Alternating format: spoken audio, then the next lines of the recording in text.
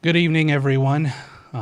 Welcome to a special edition of NoCo Live. We have decided to set aside the normal silliness that we do here on Monday nights because, frankly, there's something that needs to be talked about that's much more important. If you've paid attention to any news or social media at all, I don't have to re-explain the situation that happened to George Floyd and the protests and riots that have ignited not only all over the country, but throughout the world.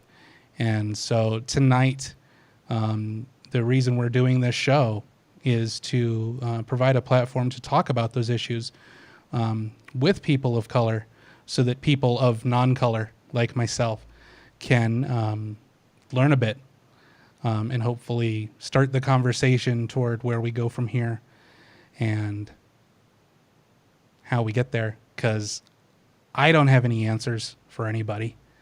The entire world seems to be hurting and on fire right now.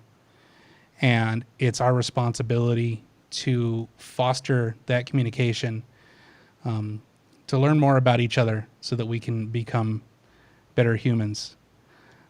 So with me is my co-host and my partner in this endeavor, Charles Joseph Kelly. He's there. His microphone is muted, but he's waving hello. No, my microphone's not muted. I'm just being quiet. He's being quiet. I have a little bit of buzz issue with his microphone, but we'll soldier on. Kev Cat Martinez, our other co-host, is actually on assignment covering the protests that are going on in Denver right now, like as we speak. So all our best love to them. We hope you stay safe. But I have instructed them to call me if they get arrested. So we'll see what happens. But we also have some guests joining us tonight. Charles, would you like to introduce our guests? Sure. Okay. I was not prepared to do this, but let's get this going. So, with me, with us here today are these two amazing women that I have worked with on multiple different projects. We've got next to me in this video, we've got Sydney Johnson. Sydney Johnson is the general manager of Moe's Barbecue here in Fort Collins, Colorado, and is my co-host for Talk and Roll. Up in the corner up here, we've got Terra Wre, who goes by her drag name Zamora May. She's an incredible performer here in northern Colorado, specifically in the Greeley area, is a biology student at UNC, and is an advocate for the LGBTQIA plus community. So, yeah.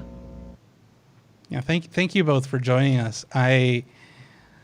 We've been talking for days off air about what we were going to do tonight, and we knew that we wanted to talk about this, but we also knew that we weren't really the ones qualified to do it. So, Tara, we'll start with you. Like, how are you feeling right now about everything that's going on? What's your sense of everything that's happening right now?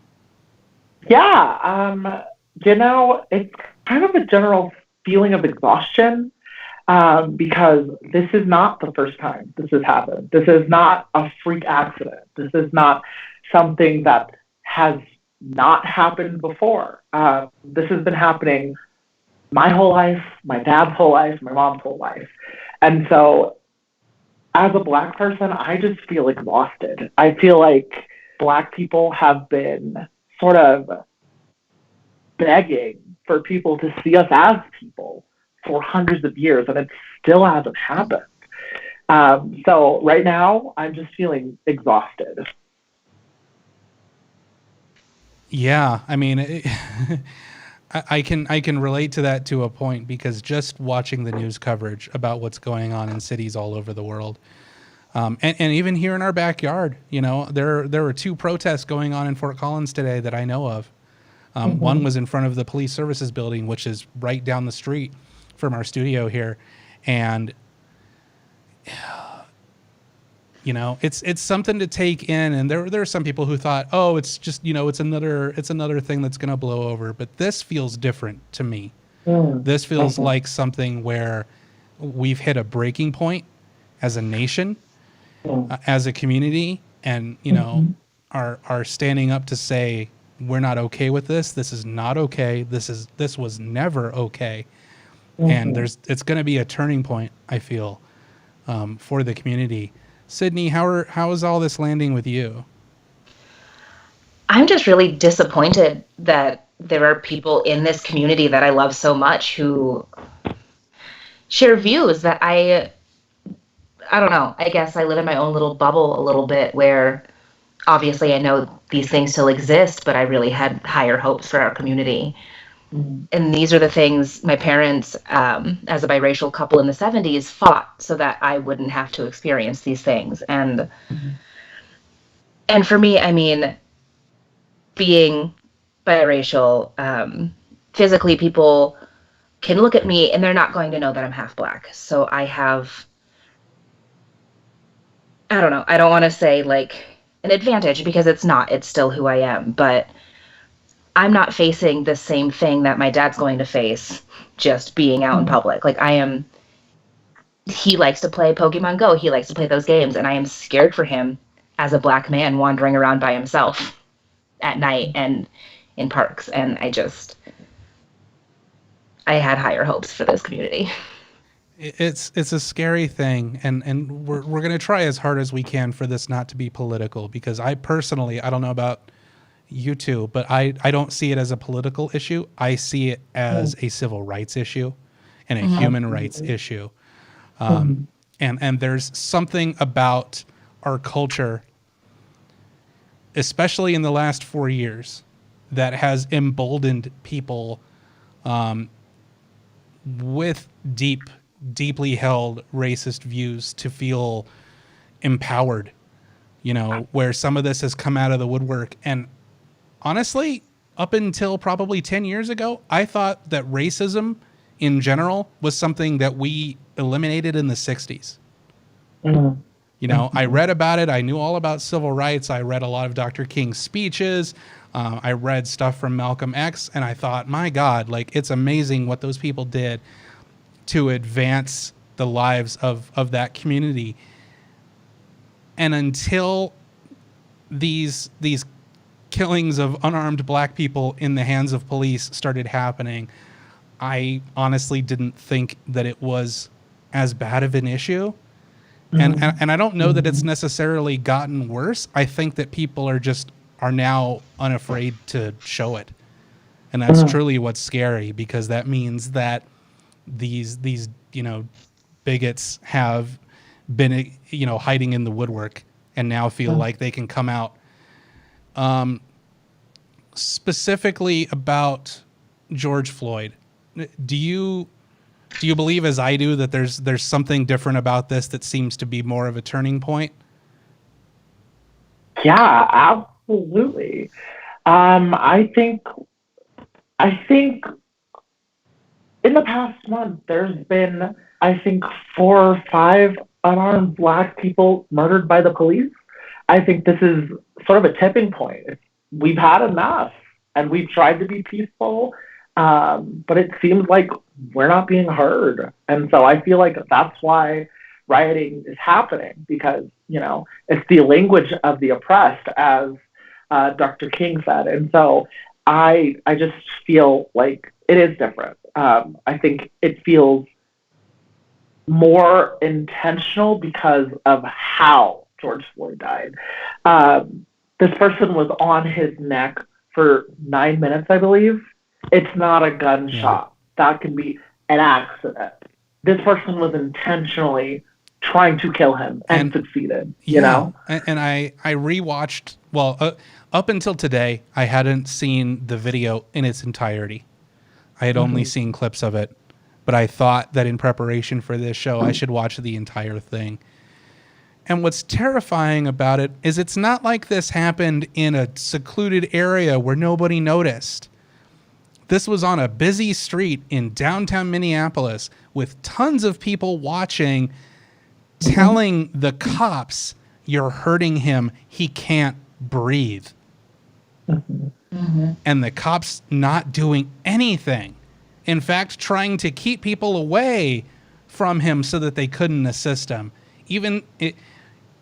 What I didn't realize until I watched the full video today was that after about 4 minutes of the 8 minutes and change that he had a cop on his neck, he was unresponsive. Halfway through, he stopped responding, yet this cop still saw fit to keep his knee on the dude's fucking neck when it was clear he was unconscious. Mm-hmm. I can't even fathom that kind of a disregard.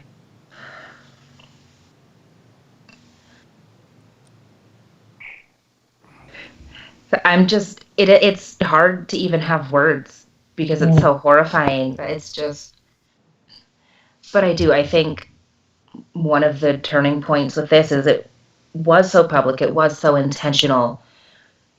And I think at this point in history, my mom calls it kind of the law and order generation, where a lot of people like have been able to turn a blind eye because there wasn't video evidence. And people being like seeing this for the first time and realizing how terrible and how it is happening. It's not people lying and telling stories. The other people are outraged for the community. Absolutely. And like something else I want to point out is that with social media coming around and sort of being a bigger thing and people having cameras everywhere, it's being shown more. It's not happening any more than it has before. One of my dad's best friends was murdered by a cop. And so to think that this has been going on for so long and that people outside of the community are just now privy to it, kind of is just like a show of like privilege, kind of, because people didn't know that this was happening 10, 20 years ago, but it was, Yeah, I mean, it's been happening in some way or another for 400 years. Absolutely. I was reading CNN this morning, and they pointed out that today, June 1st, is the 99th anniversary to the day of the Tulsa massacre that happened in 1921, where an entirely or almost entirely black-owned business district was burned to the ground by racists, and potentially up to 300 people killed, simply because the white people in the community felt threatened by such a large black presence. Yep. Someone in the chat, Karen PG official, says, or they knew it and just ignored it because of their racial bias. And that's one question I have when we talk about how to respond to this. Is for each of you, what do you see as trying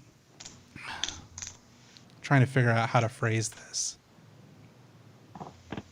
I'm not reading from a prepared list of questions.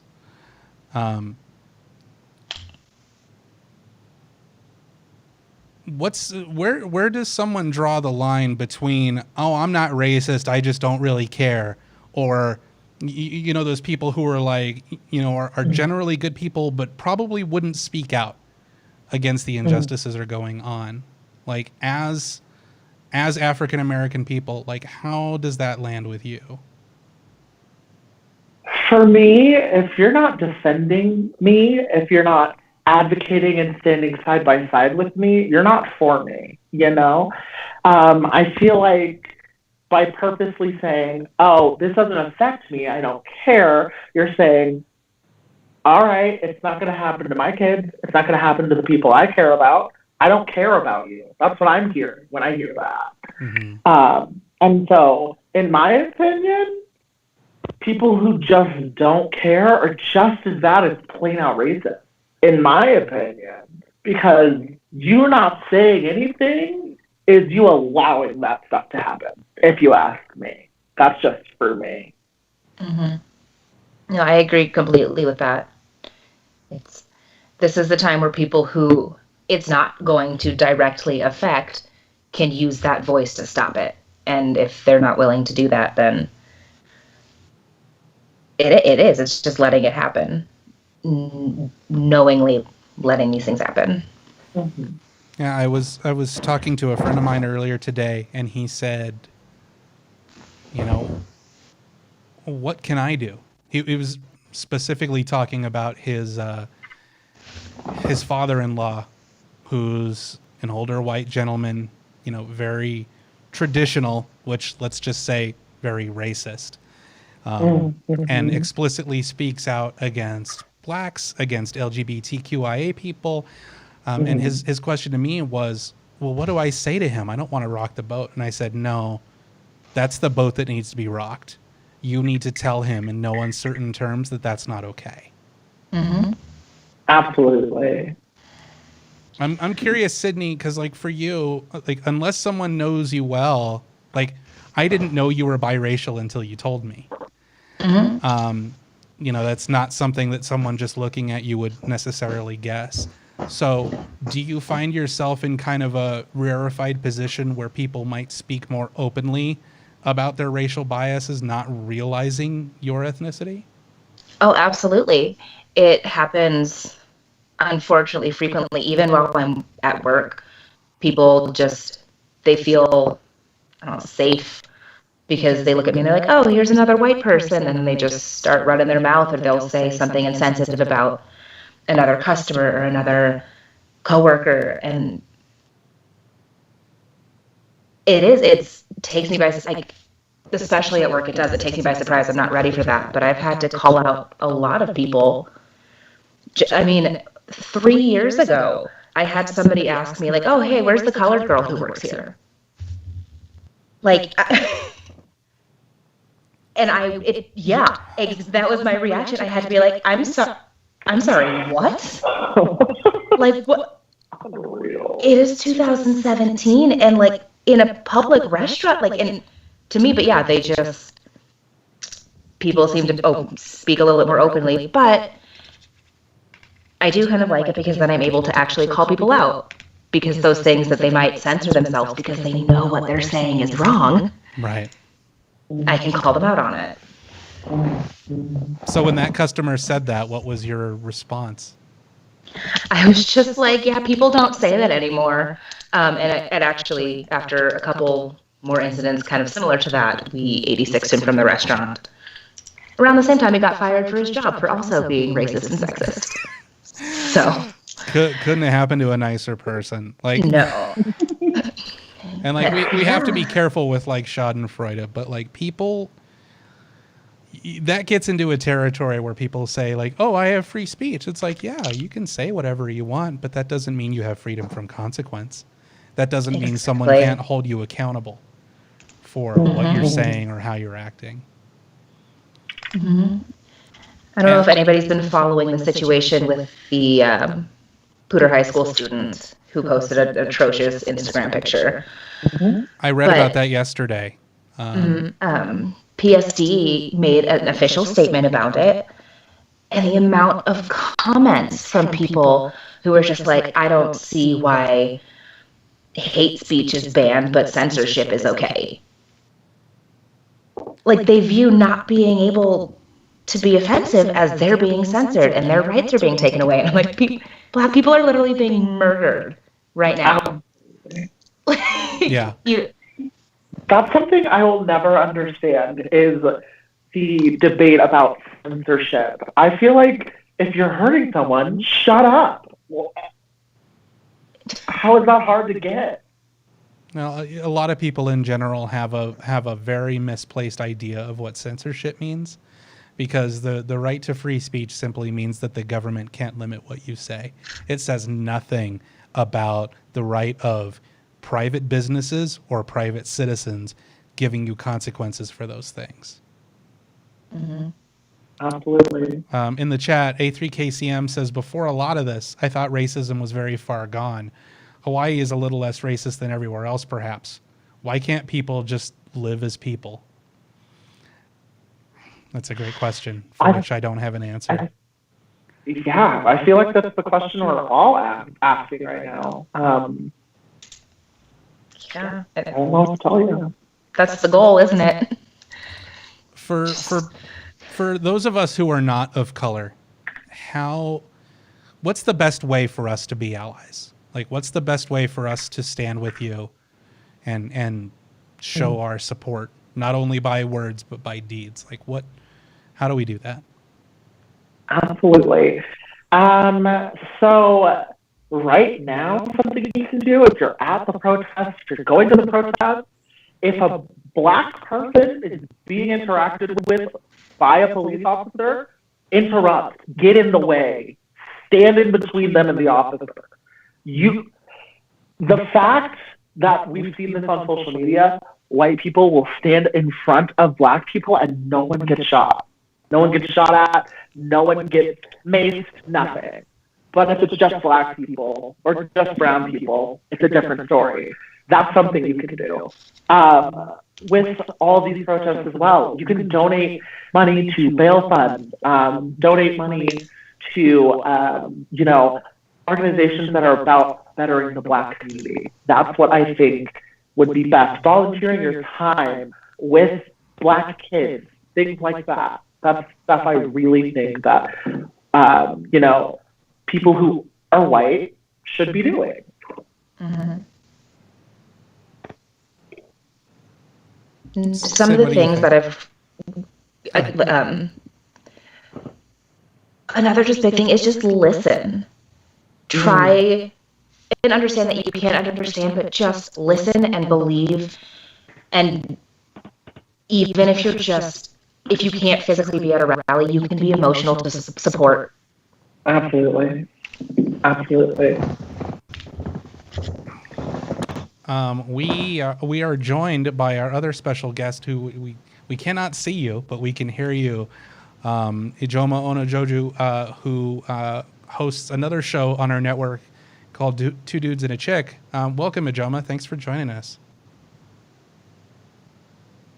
Can you hear us?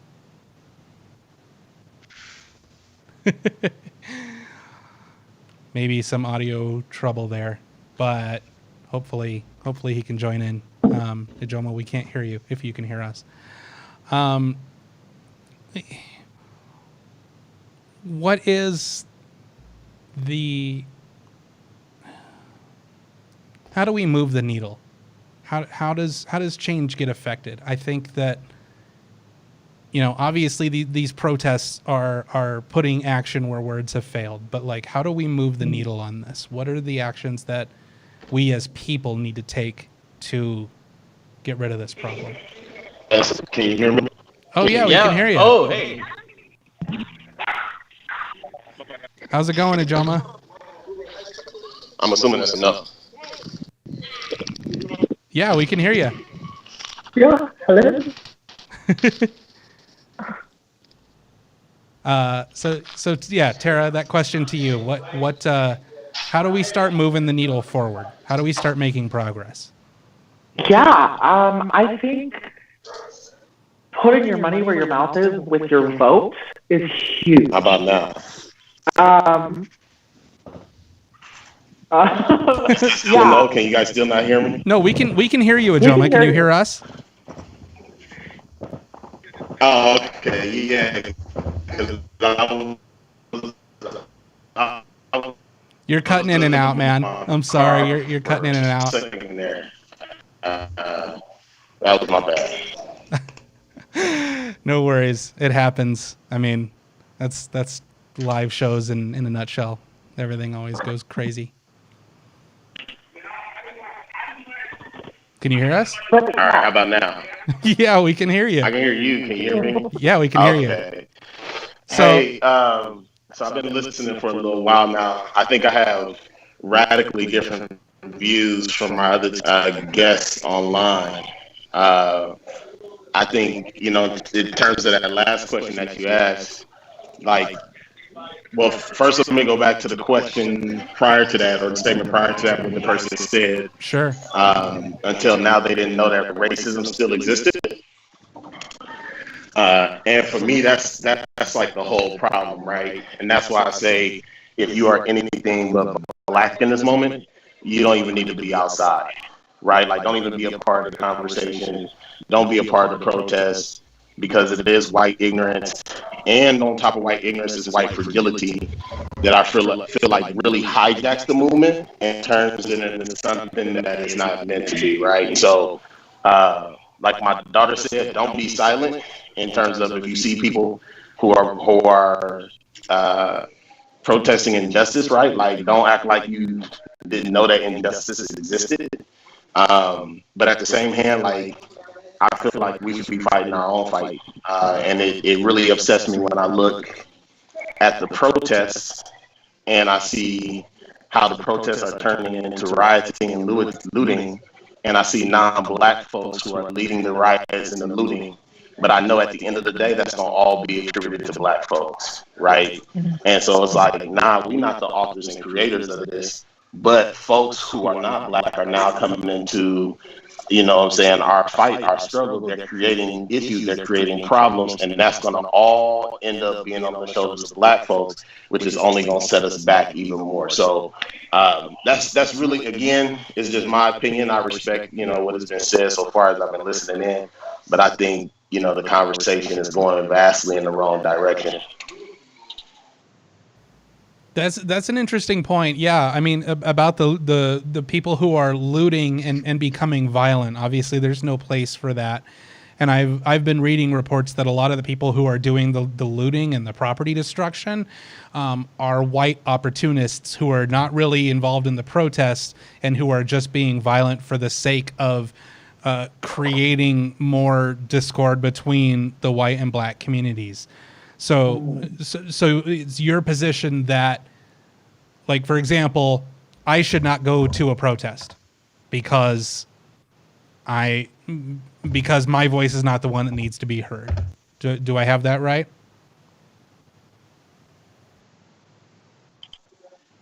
Yeah, no, like, so, you know, I like what you all are doing tonight, which is let's have a conversation. Because we know what our audience majority is, and we know that they need to hear a conversation like this. But should you be at the protest? Like, I would say nah, because when you're at the protest, to me, you become distracted, right? And Sure. and the narrative begins to change to something that it shouldn't be changed to. So, I mean, that's just my personal opinion on it. I feel like we keep trying to say that the protests are about George Floyd, but we keep trying to say that because the narrative has changed, right? Like, it's no longer about protests. It's about looting. It's about rioting. It's about the damage and the destruction that is taking place. It's not about the death of a Black man, to the point where we had the president come out today. Instead of, keep in mind, he did not make a formal overture like this when George Floyd died. He did not make a formal overture like this when Ahmaud Arbery died. But he's now talking about in a formal overture, like, hey, law and order, we need to have law and order. We need to put these people in check. So the conversation is not even about George Floyd anymore. The conversation is about something completely different, which means to me, at the end of the day, that whatever we're trying to get in terms of justice for George Floyd, that's going to go by the wayside. Keep in mind that this president has done this before. He did this with Colin Kaepernick. When Colin Kaepernick tried to tell us 3 years ago, before we have even more deaths, let's get this nipped in the bud. And what did the president do? He turned it into a like, you're not pledging allegiance to your country. You're not about your country's pride, right? You are martyring the names of all of the. He changed the narrative on us. And so we have to keep those types of things. That's why I say you got to be very careful in these situations on what you do and who you invite to do it alongside of you. And that was, yeah, I saw that press conference, and what was scary about that too was that there were about 1,000 people peacefully demonstrating outside the White House, and those people had rubber bullets and tear gas turned on them so that the president could do a photo op in front of one of the churches that had been partially damaged due to the riots. And he's over militarizing a situation that's already dangerous and scary for the people who are out there. Keep in mind, a week ago, literally a week ago, You had white folks who were all around the country doing the same exact things, walking around with guns and AKs strapped to their chest and strapped to their back, protesting the fact that governors, for the safety of America and for the safety of their citizens, shut their respective states down. Did not have him come out talking about we need to stop complete.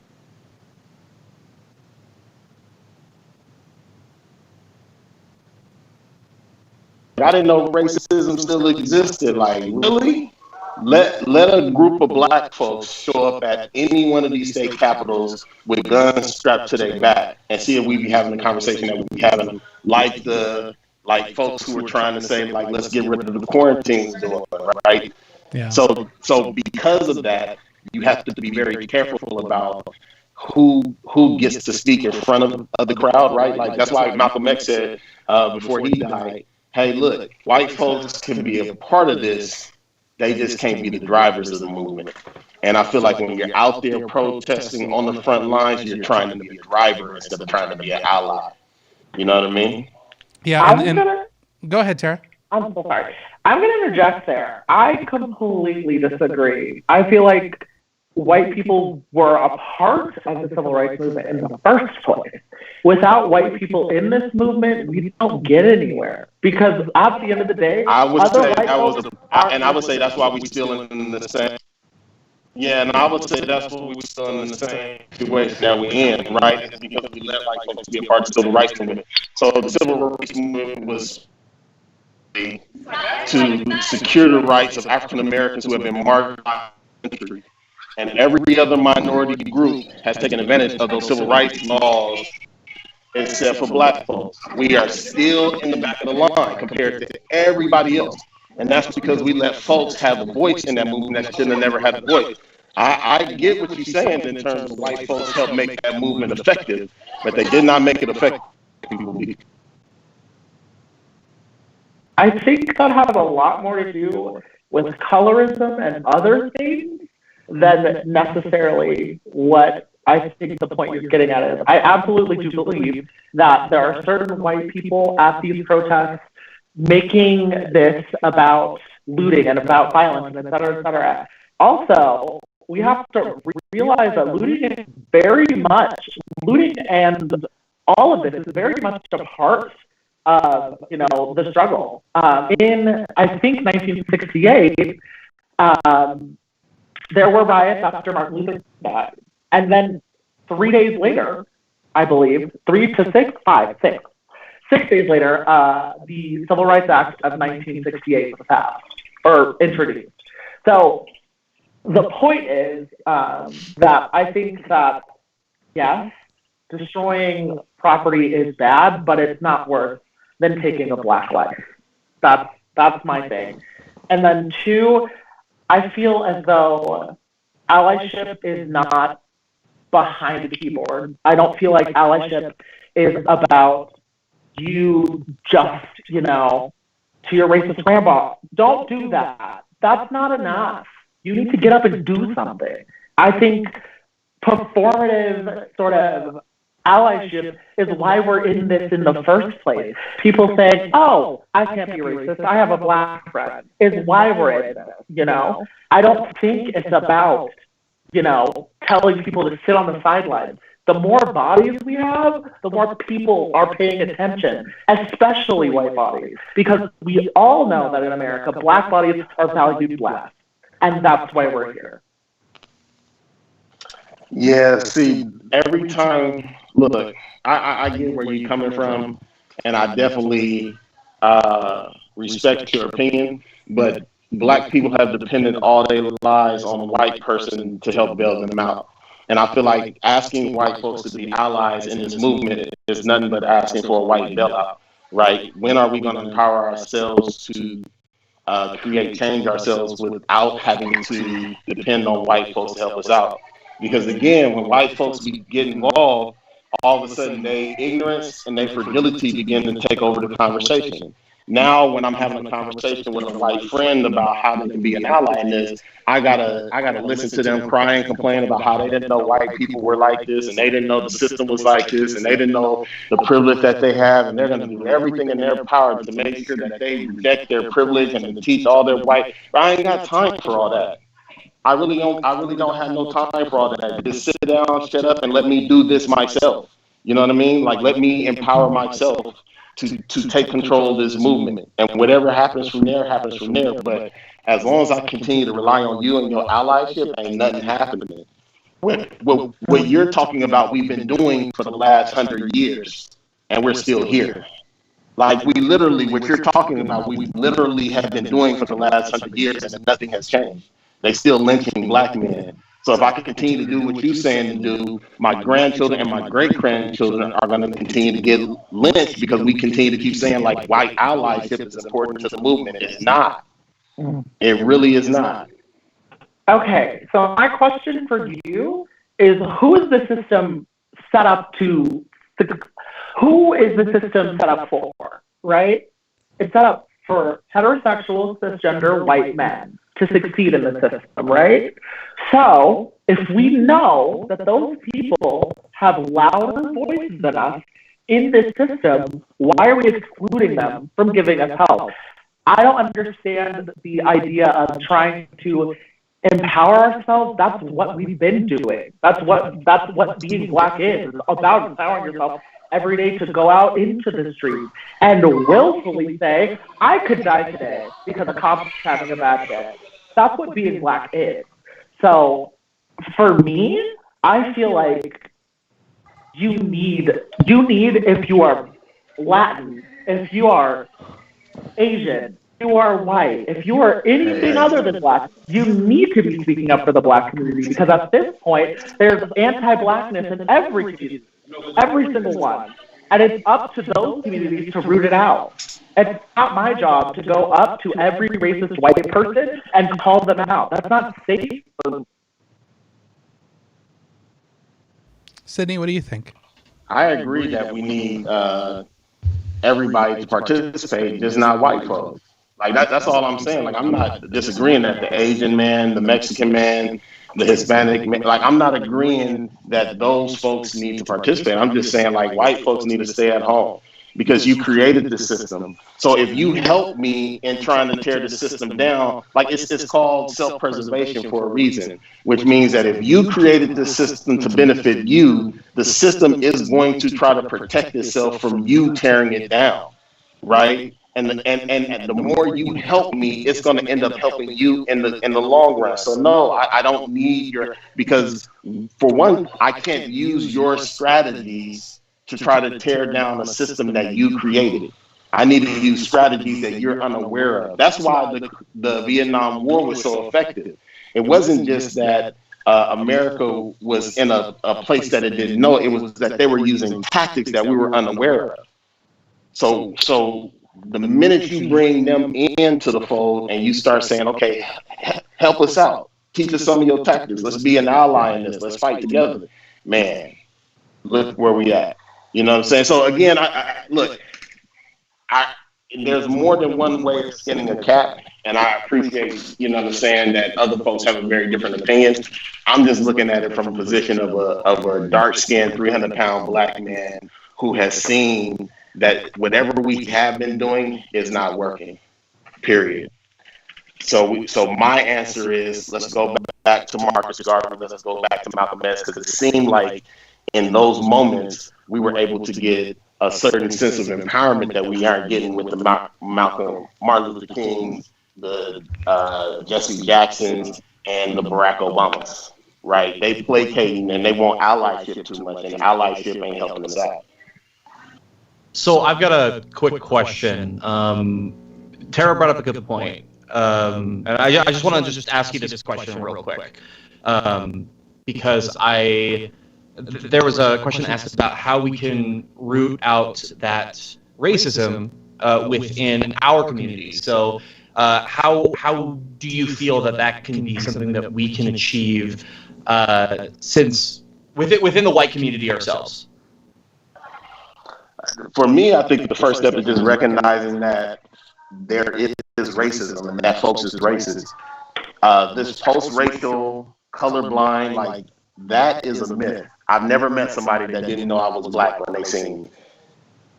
You know what I mean? So when people really say, like, I don't see race, I don't see color, I believe everybody is equal, all lives matter. Nah, all lives don't matter, right? You have to try to stop sugarcoating everything and make it seem like you are beyond racism, because you're not. We all got a little bit of it in us because that's what we were bred to believe in.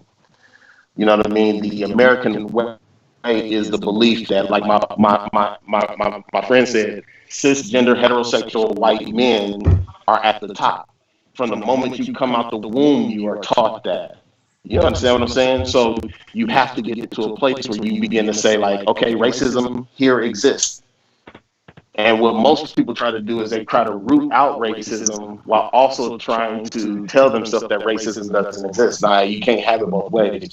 You got to admit that racism not only exists, but racism exists in your home, racism exists in your personal life, racism exists in you. And start examining the ways, whether little, big, or small, where you were actually a racist, where you were actually prejudiced, where you actually seen color.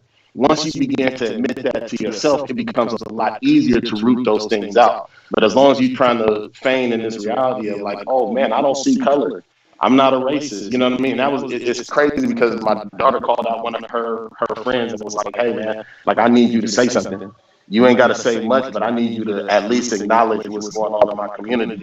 And the first thing that her friend said was, I'm not a racist. Well, that comment right there, anytime a white person say to you, I'm not a racist, you are a racist. You need to stop running away from the stigma of being known as a racist and embrace it, right? Because you trying to run away from racism means that you're also blind to it occurring in front of you. You're so busy trying not to be a racist that you don't see racism. But if you actually say, like, oh, there is a possibility that I could have a little bit of racism in me, then all of a sudden you will begin to see racism will then allow you to root out racism. And for me, that's like being honest with ourselves and starting there is the key to actually trying to root it out of our communities. I can attest to what you're saying there, Ijeoma, of not seeing it because you don't think it exists in yourself. You know, I grew up here in Fort Collins, and in a graduating class of my high school of over 600 people, there were 2 black students. I knew both of them, but that was my exposure to the black community until I was nearly in my 20s. I went to Atlanta once for a trip and got on the bus from the airport to the hotel I was staying at, and I looked around and realized I was the only white person on the bus. And I wasn't scared so much as I was surprised. I mean, there was no reason to be scared, but it was definitely a bit of a culture shock for me. And I thought, why do I have anxiety about this? There's no reason for me to, but I would never have seen it had I not had that experience. I love it. I swear I do. So we've talked a little bit about the wide aspects of this, which is very important. I think it's very important to look at the wide thing of how we can support the communities.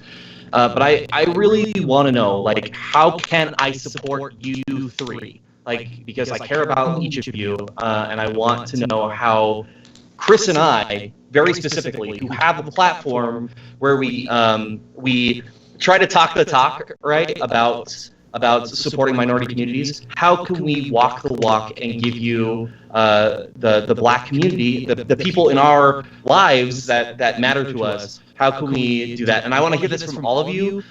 So I think starting with Sid, because Sid's been super quiet for a little bit, make you talk for a second if you want to. But kind of work our way around and really just like, how can we as NoCo FM and we as white men, how we can support you? Well, part of the reason I've been quiet is there comes a point where, as much as this is my fight for my family,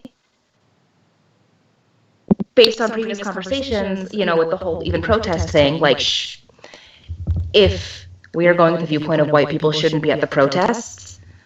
If you saw me there, you'd be like, there's a white person at the protest. So I'm in a little bit of that middle ground of like, how much does my voice count in some of these arguments? But also, I come from that. If you got a drop of black blood in you, you black.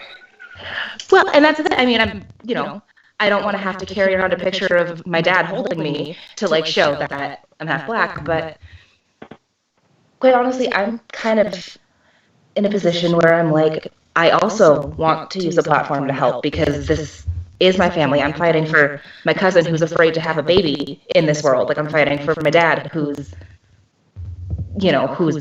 been told he lowers the property value. Like What? Oh my God.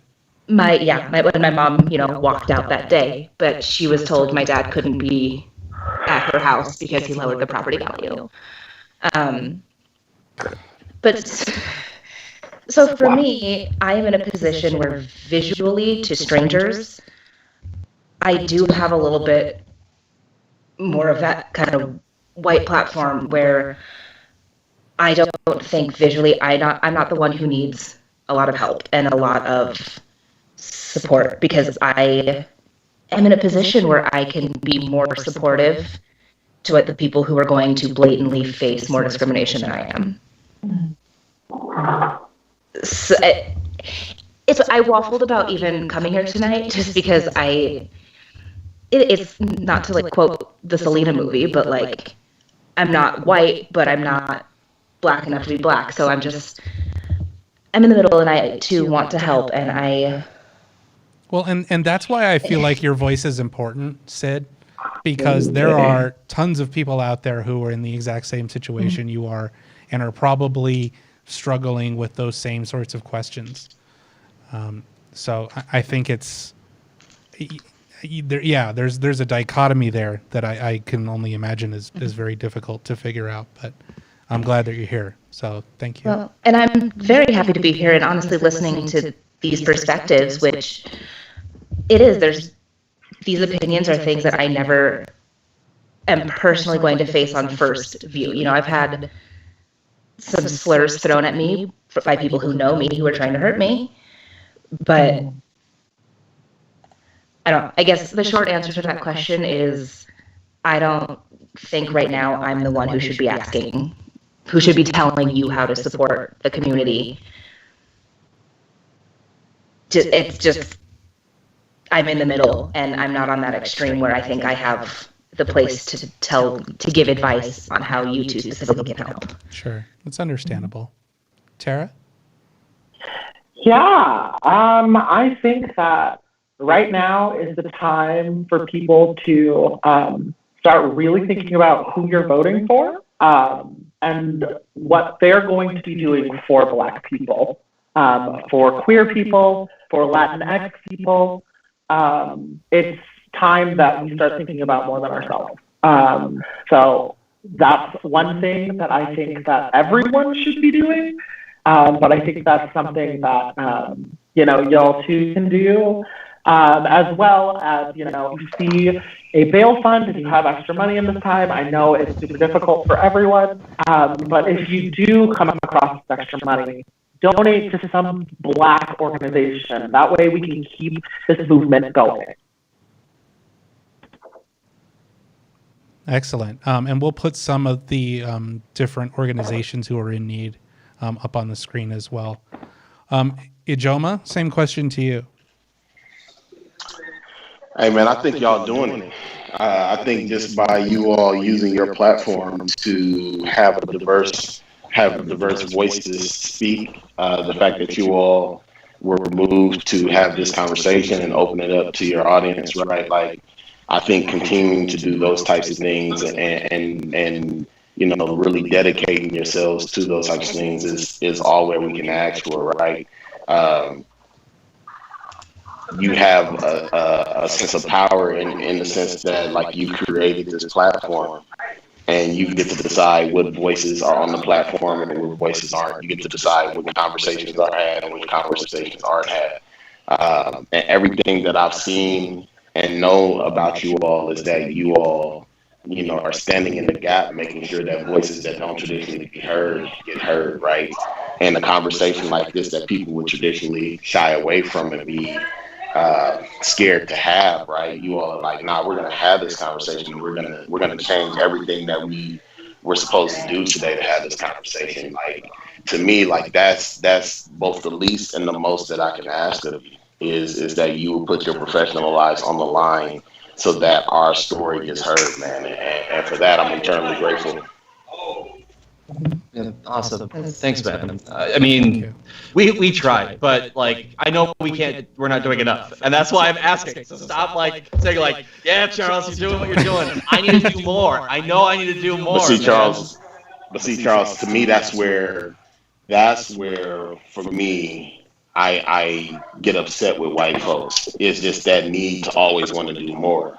Like, you got to know when to shut up and sit down. You know what I mean? You got to know when, you know what I'm saying, you've played your part in this particular fight, right? There are other fights for you to put your all in and do more in. But I feel like at a certain point, too much involvement from you, too much more from you dilutes the conversation, right? And so that's why I say, like, what y'all are doing for me, from my perspective, is enough, right? The doing more then becomes more about you and your particular needs and your particular fragility.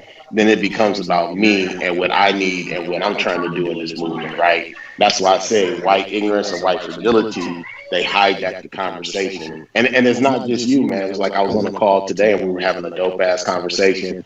The folks of color on the conversation were like really like pouring their hearts out. And then this white woman gets on the conversation and she starts crying about how she wants to do more, and it hurts her heart that white people, and it's like, lady, this is not a place for your tears. Right. Like, it's not a place for you to talk right now. How are you gonna take the platform, the mic away from these young black and brown men and women of color, right? As they're expressing their hurt and their pain, but you feel the need so bad to say something that they don't get to speak right now. Like, sometimes you got to learn how to just swallow it and just be like, man, I want to do more, but I can't. And so I'm going to just be happy with the little bit that I am doing, because I understand that it ain't my movement, it's their movement. Yeah, that's a really good point. We got a question in the Twitch chat, and this comes from RC2638. And they ask, not only how can white people be supportive in our communities, but how can we be good friends during this time?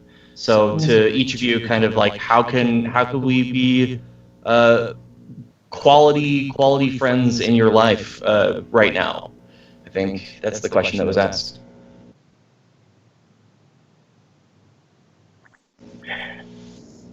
In my opinion, it's something that my friends have been doing a lot, and it's just checking on me. In all of this, I feel like a lot of Black people's mental health is being put on the back burner so we can get, this movement going, get people involved, get people seeing the horrors that we see every day. So a lot of my friends have been just asking me if I'm okay. And, I'm not.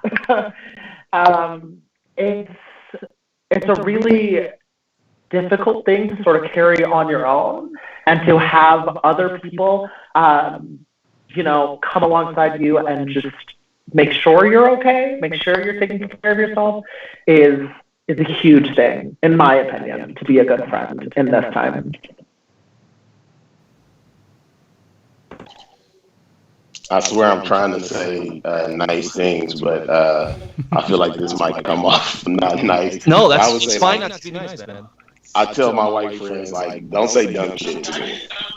don't get on the phone and say something dumb where, like, I feel like I gotta smack you around, and I'm not a violent person at all, but it's just like the worst thing that a white person can do is just say something dumb, and you just be. And I know, like, it's probably people in the audience like, what's something dumb? Like, you say it out loud to yourself before you say it to me, and trust me, you'll know if it's dumb. The other part of it is just, kind of what we were saying earlier. Like, the worst thing to say in this moment to a black person, I feel like is, or to a black friend is like, I didn't know that this still existed, or I'm sorry for my people. Like, I didn't know this still existed me, and I'm sorry for my people, and like, try to pretend like you get it, man. Like, nah, you don't get it, right? You know what I mean? Like, this is something that you may never get.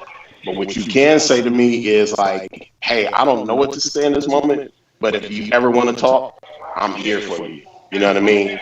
And I think giving a friend, the freedom to speak to you, as opposed to you trying to force them to speak about something that they're going through, is the best thing you can do, because what it does is it acknowledges, it lets them know that you are aware of what's going on.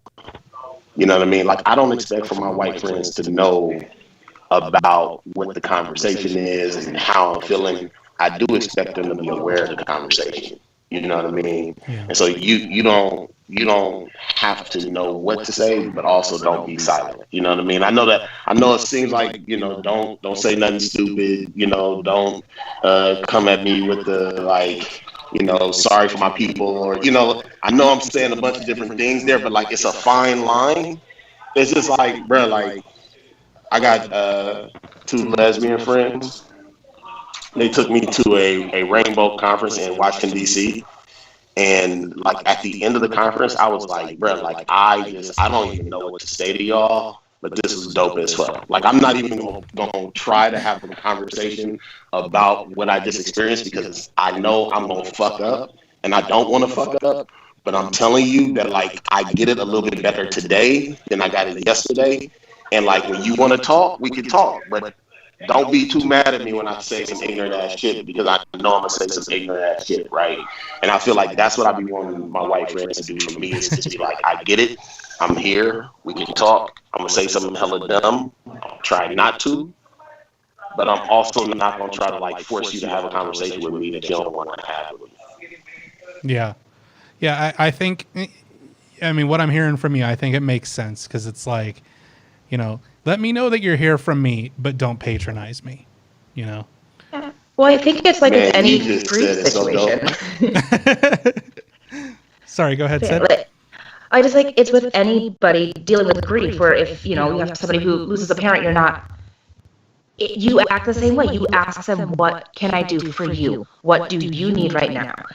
You're not going to force them to constantly relive this moment unless they want to. It's a grieving situation. And I think if people kind of just, to put it into context for something they've dealt with, approach your black friends like you would somebody who is grieving any loss. Make it about them and their needs, not you and what you need to feel better about yourself. That makes a lot of sense, because it's like, I'm not going to run around and ask people, are you okay? Because I imagine that no black person in the world is okay right now. So that's kind of a silly question to ask. Same thing, like, if someone close to you passes away, of course you're not okay. You're grieving. It's like knowing where that tact fits goes a long way. So I feel like we're running close to the end of the show here. We're getting close to the 10 o'clock time.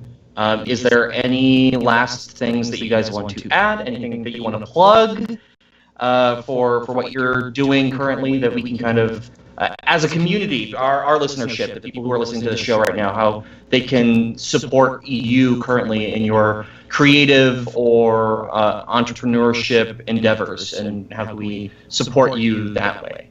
I think that's kind of a good way to end this. Yeah. So as y'all heard earlier, I am a drag performer in the Northern Colorado region. I would love if y'all would give me a follow at Zamora on Instagram, and I can spell that for you, ZIMMORAH. I do a lot of different types of drag, but I'm moving more in sort of a protest art sort of a direction. So keep an eye out for that. Yeah. Awesome. Ijeoma?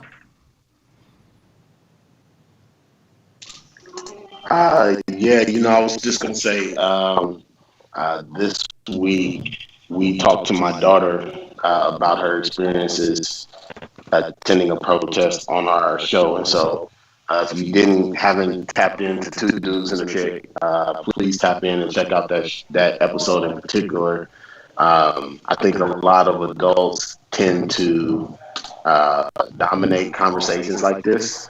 And so to have a 15-year-old like really kind of share her opinion and her experiences of going through this time, for 40 minutes, she just blew me and my co-host away as she articulated her thoughts and her feelings and, her goals as it relates to the protest. So tap in with that, Two Dudes and a Chick, and appreciate this opportunity.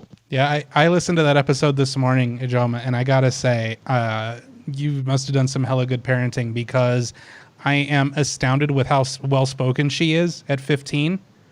I'm not that well-spoken now. And I was just kind of blown away with the level of like sophistication and the really mature place that she came from. So thank you for sharing that story, because I think it's important. And we do need to hear younger voices and what they're experiencing as well. Sid?